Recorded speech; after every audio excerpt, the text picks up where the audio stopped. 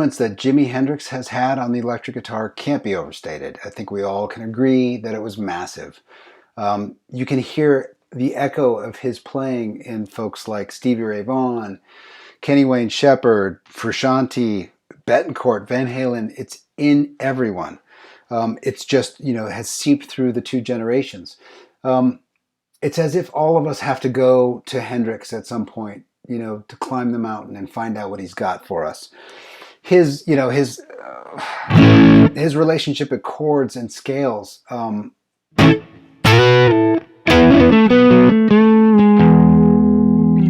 way he used scales, triads, and scales together at the same time. It's why we came up with the Cage system. We've taken the Cage system and made it a manual to describe to ourselves what he was doing. I mean, that's how influential he was.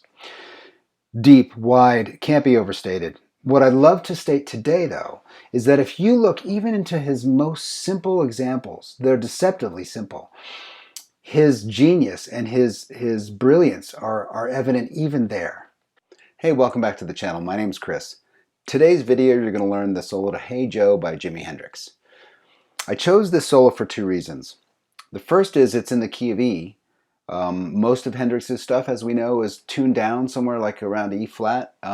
It's a little bit organic. Sometimes it's E flat, sometimes it's not.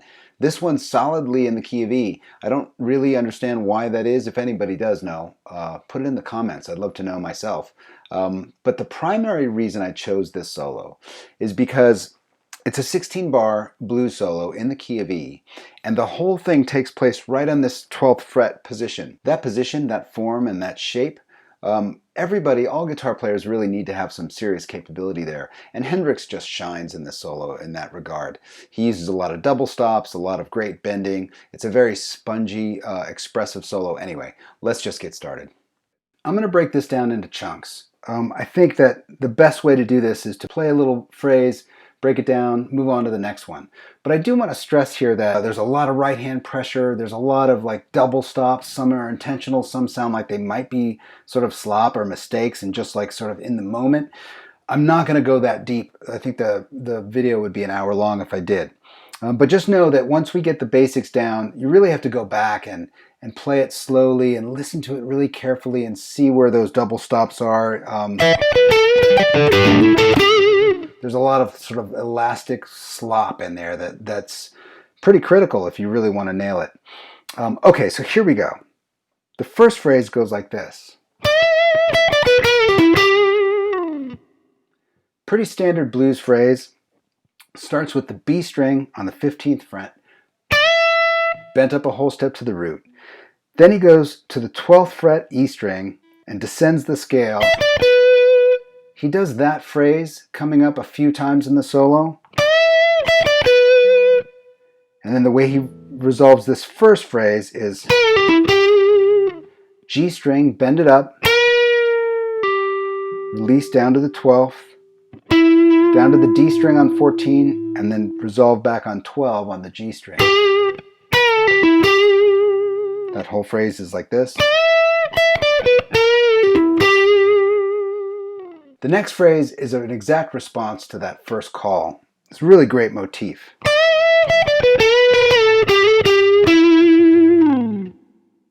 So again, bending that B string up a whole step. And here's, in the song you can hear him playing a lot of double stops here.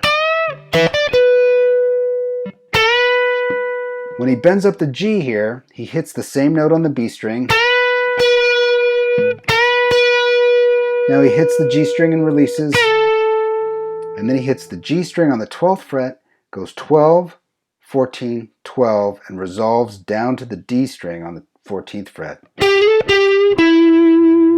And he only picks the 12th fret. So in other words, pick, slide, pick, pick.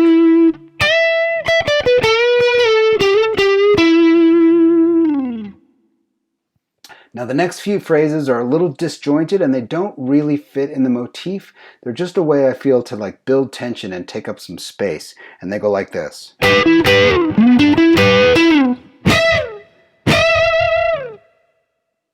The first one is barring the 12th fret, G and B string, resolving down to the D string on the 14th fret, and then back again. And he slides down.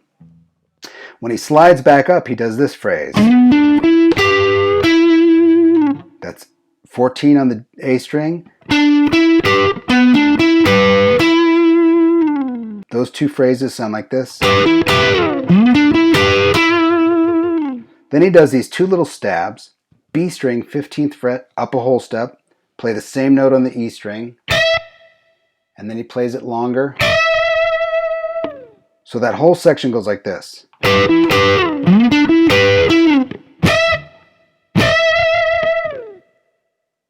Now we're getting towards the end of the solo. This next phrase is one of my favorites, and it goes like this. This is a great phrase, and in the recording there's a decent amount of double stopping in there. So you got to work that out. But here's the core of it. Again, we're starting that same phrase. He's been using this throughout the whole solo. 12th fret on the E string, 15B, 12B,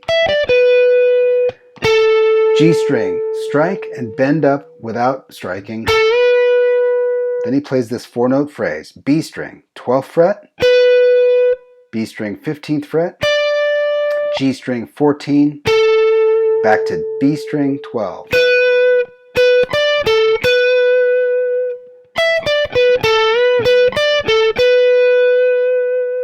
The next part of the phrase is D string 12 14 to G string 14 12. The trick is getting from that B string 12 to the D string 12.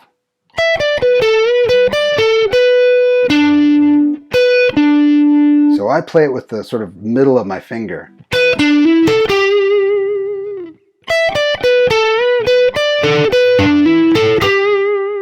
Real slanky, elastic lick. The next one goes like this. So that's bend the G string up. Again, we're striking and then bending without striking. Across the 12th fret, B, E string. Now E string on the 15th fret, he strikes it, bends it up just shy of a whole step and releases.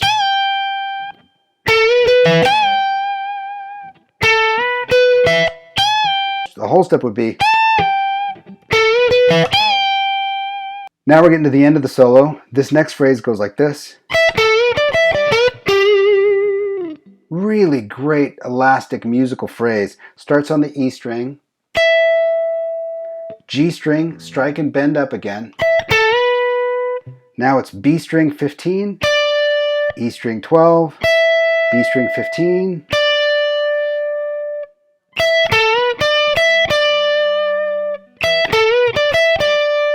And then he hits the G string, bends it up, releases it, and ends on the 12th fret. It's important to choke that 14th fret note out a little bit, like this. That's a little exaggerated, but that's how he does it. So you get a little bit of a bend and a little bit of a lope there. And he ends on that D note. And then here's where he may play the major pentatonic scale.